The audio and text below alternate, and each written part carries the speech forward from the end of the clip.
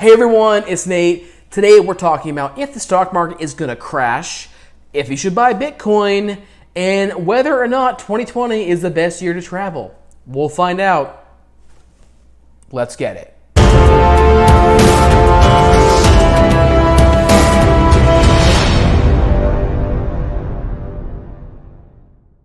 Welcome back everyone. My name's Nate and I'm here to help you master your money. It is so wonderful to see each and every one of your smiling faces, and I appreciate that you came back to come talk to me and let me talk at you really more. But you're back here, and I really appreciate that. So if you wouldn't mind, guys, please hit the subscribe button. I really appreciate that. It means a lot to me. It helps my channel grow.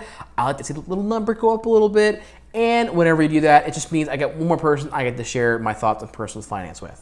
But anyways, so if you have been brave enough to open your Robinhood account the past couple weeks, you're probably going to see a lot of red in there, and that sucks.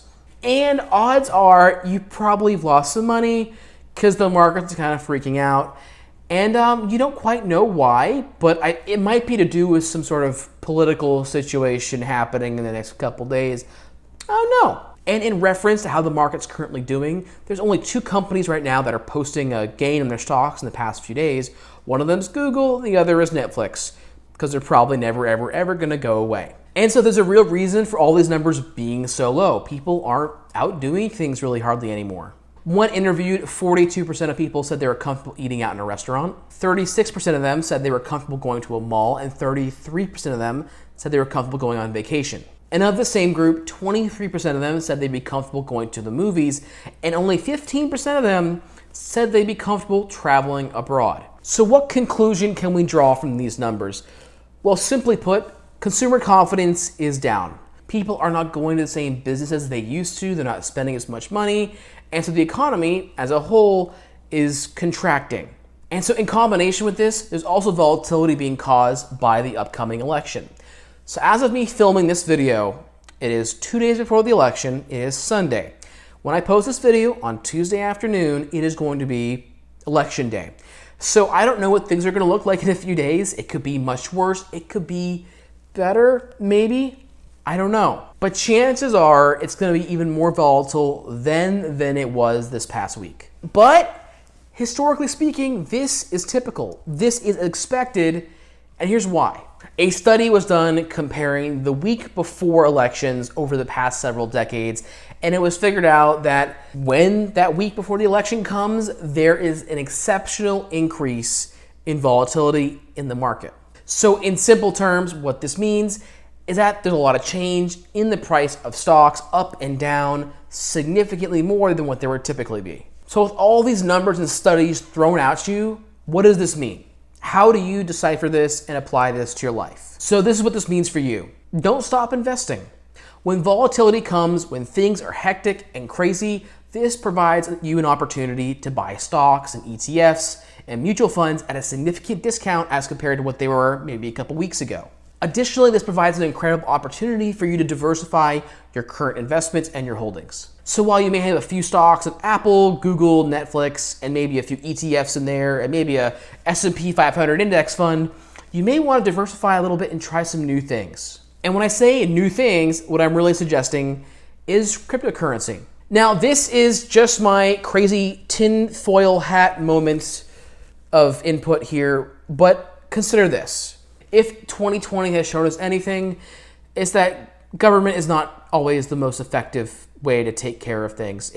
Currently, in its current state, it's not. And so when you apply that thought to your finances and your money, you realize that the currency we currently use it's an American currency, or it's a Singapore currency, or it's a Chinese currency, or it's an English currency, whatever it is, it's based on one nationality or another. And because of this, how a current country is doing in managing taxes and debt and all these things, and includes to civil unrest, all these things factor into the value of the dollar or whatever currency you have going up or down. So what this means is when one country has tension going on or something else, whatever it is, it can affect the price and value of their currency.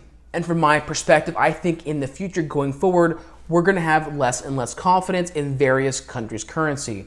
So what I am suggesting is to start moving and looking towards a universal currency. Now, I don't know what currency is going to look like in the next 10, 20, 30 years, but I have a good feeling that cryptocurrency, and specifically Bitcoin, is going to play a significant part in this new economy to come.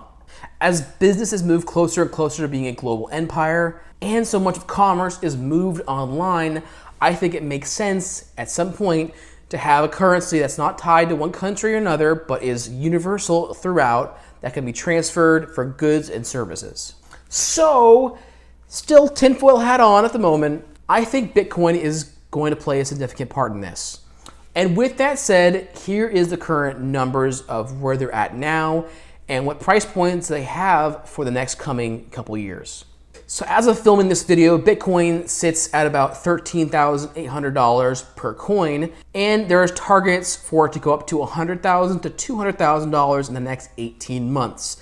This is because of the factors that I mentioned just a minute ago, and these targets have been significantly accelerated and moved forward because of recent events. Now, this is not investing advice and should be used for entertainment purposes only, but I do believe that buying into Bitcoin is not a 100% thing.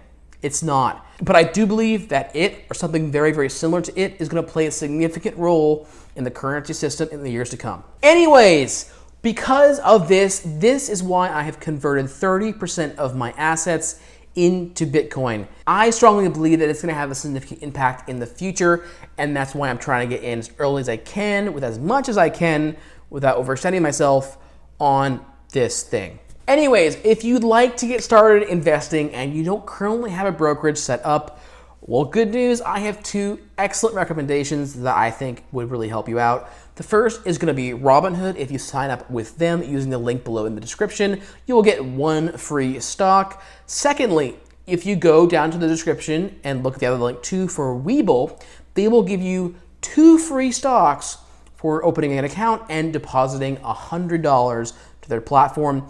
Now, you don't have to invest in any of that. You can just put it in there and get the 3 free stocks in total. That was not 3. That's 3. If you just do that, set it up, get the free stocks, and do nothing else, you'll have made some money on this by doing basically nothing. So at minimum, do that there in the description below. And if you want to get started investing, please subscribe to the channel. I talk about that pretty consistently. I'll let you know the best things that you can do to grow your money, the mutual funds, index funds, stocks that are really going to help you grow your portfolio. And yeah. So anyways, with that said, I will see you guys next time. Bye.